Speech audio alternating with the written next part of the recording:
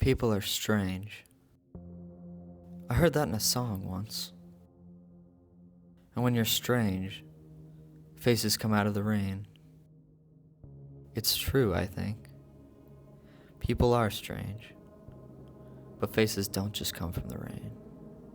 Faces come from the same place that voices do.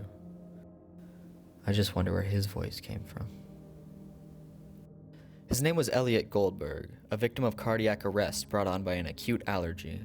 The only suspect, a kiss, dried up on his lips like the remains of the perfect meal, and every bit of it as deadly as a rattlesnake.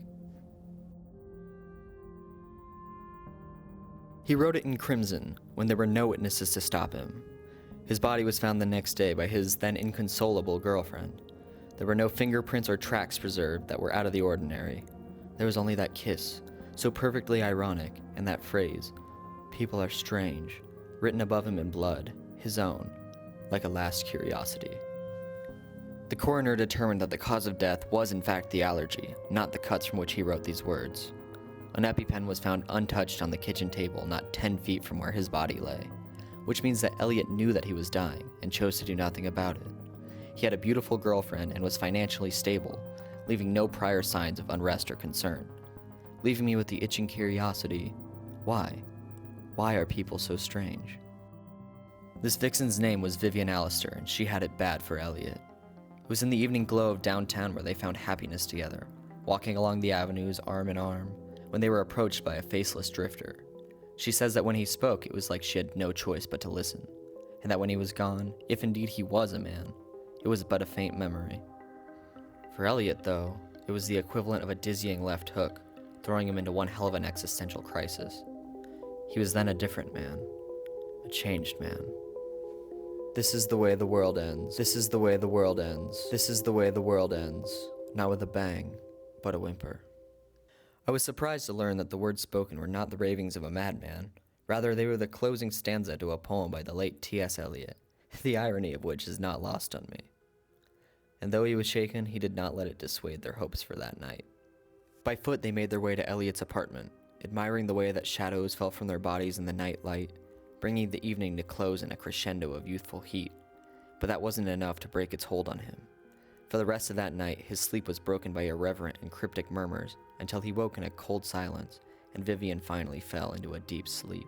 She has no memory of the things that followed. To her mind, that was the end of it. The following morning, she awoke in her bed, in her home, with the sun glaring through the blinds, and the taste of something sour on her tongue. I was also surprised to find that I believed and continue to believe in her story, regardless of the fact that she is our number one suspect. You see, the night he died, Elliot went on about desire and a bridge with the very namesake. He cried out to a room made of white that held something from him. "People are strange," he wrote. I can almost hear it. The Allister girl had told me that it was all his idea, and I didn't understand what she meant by it. That statement can be understood in many ways, none of which were particularly comforting. Then I found it, his idea. It was waiting for me to find it, so blatantly obvious. People are strange. And when you're strange, faces come out of the rain, telling us truths that we need to know, conveying information that's around us and within us. There was never a drifter. What Vivian saw was not what Elliot saw, and by that logic, the words of T.S. Eliot are the words of the Doors. Since his death, I've wondered to myself, how could it be that two people shared the same experience and came away with individual results? Because Elliot didn't hear the Doors, I did. Elliot was my drifter, giving to me truth that I needed in the way that I would hear them. So I followed that desire to hear this truth to this very room, this white room, where I could see the things that he saw and the things that he left behind.